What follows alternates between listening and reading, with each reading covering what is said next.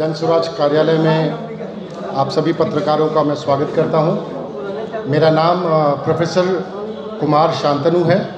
मेरे साथी तारिक अनवर चंपारनी जी हैं और आज की इस प्रेस वार्ता जो कि जन स्वराज के कार्यालय में रखी गई है उसका जो थीम है वो है राहुल गांधी जी जो हमारे लीडर ऑफ अपोजिशन हैं और कांग्रेस के एक वरिष्ठ नेता हैं, उनका बिहार आगमन और उससे जुड़ी हुई बिहार की राजनीतिक गतिविधियां।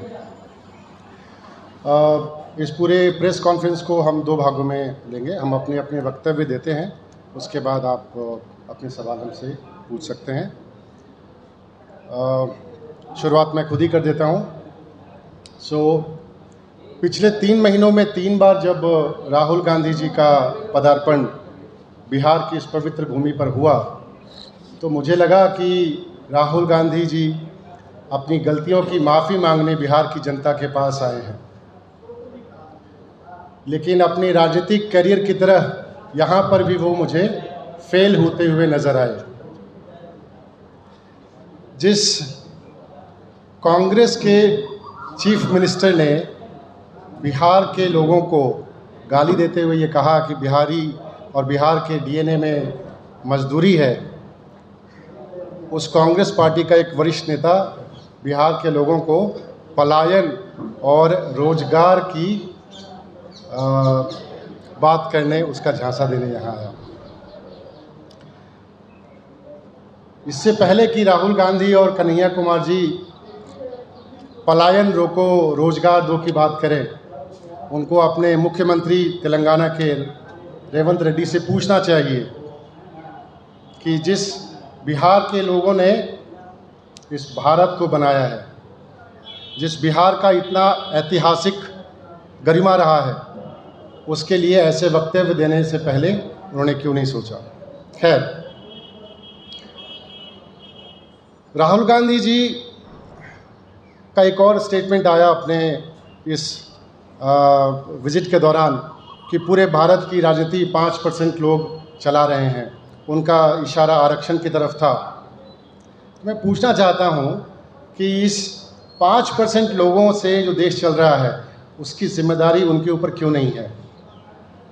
भाई 2014 के बाद ना भाजपा सरकार आई है, उससे पहले तो कांग्रेस की सरकार थी अमूमन, तो तब उन्होंने ऐसे सामाजिक प्रयास क्यों नहीं किए जहां पर सामाजिक समरसता की भी गुंजाइश हो। आप याद कीजिए मंडल कमीशन की शुरुआत 1979 में हुई थी। 1979 वॉज द ईयर। उसको इम्प्लीमेंट तो CVP सिंह जी ने किया था। 11 साल तक मंडल कमीशन, जिसके लिए हम रिजर्वेशन का एक माइलस्टोन कहते हैं, उसको कांग्रेस गवर्नमेंट ने इम्प्लीमेंट नहीं किया। तो क्या ये जिम्मेदारी उनकी नहीं है। और किस आरक्षण की बात करते हैं। आरक्षण समाधान नहीं है, आरक्षण समरसता का एक रास्ता है। समरसता समाज के सभी वर्गों के अंदर। आप एक वर्ग को तुष्टीकरण करके दूसरे वर्ग की राजनीति करना चाहते हैं तो आप कैसे बीजेपी की राजनीति से पलट हैं। आप बात करते हैं रोजगार और पलायन की। बिहार में जब आपके महागठबंधन की सरकार थी, उससे पहले की आपकी सरकार थी, तो बिहार को मजदूरों की फैक्ट्री, पलायन का रास्ता बिहारियों को किसने दिखाया। आपने और आपकी गठबंधन सरकार ने दिखाया है। तो मैं तो ये कहना चाहूँगा कि चूंकि अब ये चुनावी वर्ष है, राहुल गांधी जी को बिहार की याद तब नहीं आई जब बाढ़ आया, कोविड के समय नहीं याद आई उनको, जब छठ में हमारे बिहारी भाई जब रेलगाड़ियों में पिसते हैं, मरते हुए बिहार तक पहुंचते हैं, तब उनकी तरफ से एक आधिकारिक कोई सूचना या कोई स्टेटमेंट नहीं निकल के आता है। और जब चुनावी वर्ष आ रहा है तो 3 महीने में 3 दौरा हम देखते हैं। तो ठीक है, आप जनता के पास आइए, जनता आपका फैसला करेगी जनता आपको बताएगी कि जो आपके एफर्ट्स हैं वो जनता को स्वीकार्य हैं या नहीं है। जन स्वराज की पदयात्रा पिछले 2 साल से चल रही है। अब आप देखेंगे कि सभी पार्टी अमूमन किसी न किसी तरीके से कोई पदयात्रा, किसी पदयात्रा के नाम से अपनी लोगों तक पहुंचने की कोशिश कर रहे हैं। ये भी ठीक है, कम से कम जन स्वराज के प्रयासों से जनता तक लोग पहुंचना तो चाह रहे हैं, वरना इससे पहले तो लोग दिल्ली से बैठकर अपनी राजनीति क्या करते थे।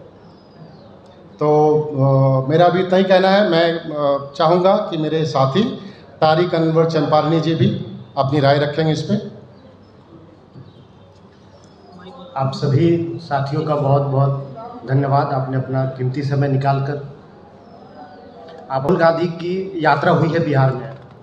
तो सबसे पहले हमें यह समझना होगा कि कन्हैया कुमार एक यात्रा लेकर निकले हैं, पलायन रोको यात्रा करके, पश्चिमी चंपारण के भितिहरवा से, जहां से जन स्वराज की भी पदयात्रा प्रशांत किशोर जी ने शुरू किया था। एक दिन में एक जिला वो कंप्लीट कर दे रहे हैं। चूँकि मैं चंपारण का हूँ तो पश्चिमी चंपारण में उन्होंने 1 दिन दिया, पूर्वी चंपारण में 1 दिन दिया, यानी एक जिला में 1 दिन देकर वो पूरी पदयात्रा को कंप्लीट कर दे रहे हैं। लेकिन जन स्वराज की जो पदयात्रा है, अगर उसकी शुद्धता को आप देखेंगे तो उसी पूर्वी चंपारण में जहां 1 दिन में उन्होंने पदयात्रा कंप्लीट किया है, प्रशांत किशोर जी ने 57 दिन दिया था।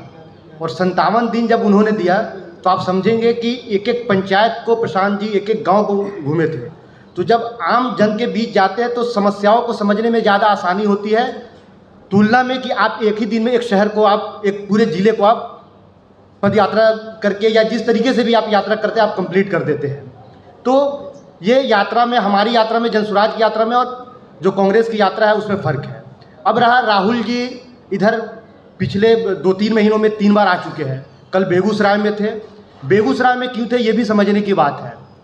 कन्हैया कुमार का गृह जिला पड़ता है बेगूसराय, और कन्हैया कुमार के आप बैकग्राउंड को देखेंगे, जो जेएनयू के बाद जो उनको लाइमलाइट मिला, जो उनको प्रसिद्धि मिली, या जिस तरीके से भी वो चर्चा का एक विषय रहा कन्हैया कुमार, उसी में उमर खालिद भी थे।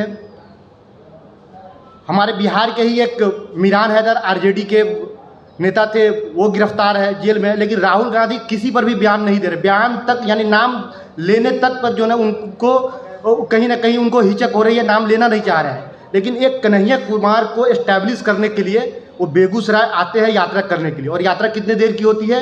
1 घंटे की भी यात्रा नहीं होती है। वो एक ट्रैफिक चौक है, ट्रैफिक चौक से शुरू करते हैं और IOCL के पास आकर अपनी यात्रा ख़त्म कर देते हैं। लेकिन समझना होगा राहुल जी को कि इस तरीके से बिहार को आप बेवकूफ़ नहीं बना सकते हैं। बिहार की जो समस्या है बहुत ही विकराल रूप में है, और इसको समझने के लिए आपको गांव में जाना पड़ेगा, समाज में जाना पड़ेगा, कोसी के बेल्ट में जाना पड़ेगा, आपको सीमांचल के गांव में जाना पड़ेगा, आपको मगध और सासाराम की जो है पहाड़ियों की तरफ आपको जाना पड़ेगा, तब जाकर आप बिहार की समस्याओं को समझ सकते हैं। एक बात। दूसरी बात यह है कि जो पलायन उनका मुद्दा है उसको भी समझने की ज़रूरत है। जैसे कि हमारे साथी बता रहे थे कि जब उनको वक्त मिला, पिछले लगभग 30-35 सालों तक जगन्नाथ मिश्रा जब तक यहाँ के मुख्यमंत्री रहे तब तक तो कांग्रेस की ही सरकार रही यहाँ। फिर क्यों पलायन को लेकर जो है ना इतना ये लोग वावेला मचा रहे हैं? इन लोगों ने उस टाइम क्यों नहीं स्कूल, कॉलेज, हॉस्पिटल और कल कारखाने खोल दिए, रोजगार की व्यवस्था कर दिया? उसके बाद भी 2005 से लेकर 2014 तक केंद्र में उनकी सरकार रही। उस दरमियान भी अगर ये चाहते तो बिहार में कुछ बेहतर कर सकते थे, लेकिन इन्होंने नहीं किया।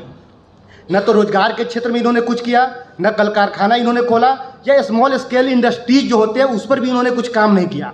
तो ये जो बार बार आकर श्री कृष्ण मेमोरियल हॉल में और अलग अलग कभी बापू सभागार में आकर जो ये बार बार ऐलान कर रहे हैं कि भाई पलायन को रोकने हम आए हैं, हमको लगता है कि जब आपको समय मिला तो आप नहीं किए। आज आपको पलायन इसलिए याद आ रहा है क्योंकि प्रशांत किशोर जी ने इसको एक बड़ा नैरेटिव सेट कर दिया बिहार में। जब पदयात्रा लेकर निकले हैं तो मुद्दा क्या है जन स्वराज का? मुद्दा यही है कि पलायन, बेरोजगारी और जो अशिक्षा है यहाँ, ये 3 बड़ा मुद्दा है हमारा। तो इन मुद्दों को जब प्रशांत किशोर जी जब लेकर चले हैं पूरे बिहार में, गांव-गांव जाकर जब उन्होंने लोगों को जागृत कर दिया है, तो उसी मुद्दे को ये खींचकर कहीं ना कहीं ये लोगों को बताने की कोशिश कर रहे हैं कि मुद्दा हमारा है। लेकिन दरअसल मुद्दा ये जन स्वराज का है, और सिर्फ राहुल गांधी तक ये मामला नहीं है। बल्कि और भी दूसरी पार्टियां जो उनके सहयोगी दल है वो भी इस मुद्दा को उठाने की कोशिश कर रहे हैं। लेकिन हम तो शुक्रिया अदा करना चाहेंगे प्रशांत किशोर जी का कि भाई उन्होंने इस मुद्दे को एक नैरेटिव दिया पूरे बिहार के स्तर पर, और दूसरे पार्टी के लोग कम से कम उस मुद्दे को उठा तो रहे। बहुत बहुत शुक्रिया। आप अगर उसको जिसको वो पदयात्रा कह रहे हैं वो वाकई पदयात्रा है भी नहीं। आप दिन में 1 घंटा कहीं पर चले जाते हैं, उसको अगर आप पदयात्रा का नाम देते हैं तो आप बेईमानी है। पदयात्रा तो वो है ना जब आप लोगों के घरों तक पहुँचें, आप लोगों के गांव, भारत की आत्मा गांव में बसती है, महात्मा गांधी ने भी कहा था। तो आप गांवों तक तो पहुँचिए। आप शहरों में एक चौक से दूसरे चौक तक जाकर और उसको पदयात्रा का नाम देते हैं, इससे जनसुराज क्या, बिहार की जनता को भी कोई फ़र्क नहीं पड़ता। कांग्रेस से डर है आपको? मैंने कहा तो इससे जनसुराज क्या, बिहार की जनता को भी फ़र्क नहीं पड़ता। लेकिन पदयात्रा से तो डर रहे हैं ना आप लोग, तभी तो बीजेपी से ज़्यादा एग्रेसिव आप लोग हैं। मुख्य विपक्षी पार्टी के रूप में कांग्रेस से बीजेपी को बयान देना चाहिए। उन सारे 13 करोड़ बिहार के लोगों की है जिसको कांग्रेस के एक सीएम ने ये कहा कि बिहारियों के डीएनए में तो मजदूरी है। ये वहाँ का विवाद है। ये बेइज्जती हमारी सिर्फ जनसुराज की नहीं है, 13,000 लोगों की है। और आप यहाँ पर आकर 13 करोड़ बिहार के लोगों की, और आप यहाँ पर आकर पलायन और रोजगार की बात करते हैं। एक वर्ग को खुश करने के लिए दूसरे वर्ग के खिलाफ बोलना चाह रहे हैं। यही काम तो बीजेपी कर रही है। आप अगर सामाजिक समरसता की बात करेंगे तो हम आपके साथ हैं। तो इसलिए उनकी राजनीति और हमारी राजनीति में बहुत ज़मीन आसमान का फर्क है। और उन्होंने जिला अध्यक्ष और पंचायत अध्यक्ष और प्रखंड अध्यक्ष तक की भी उन्होंने चर्चा की थी। लेकिन अभी जब नई कमेटी रिलीज हुई है उनकी, जिसमें जिला अध्यक्ष की घोषणा हुई थी, आप उस पूरे लिस्ट को देखेंगे तो अभी भी 14 सवर्ण समाज के लोग ही उनके जिला अध्यक्ष हैं। तो मुझे लगता है कि उनकी कथनी में और उनके करने में दोनों में ज़मीन आसमान का फ़र्क है।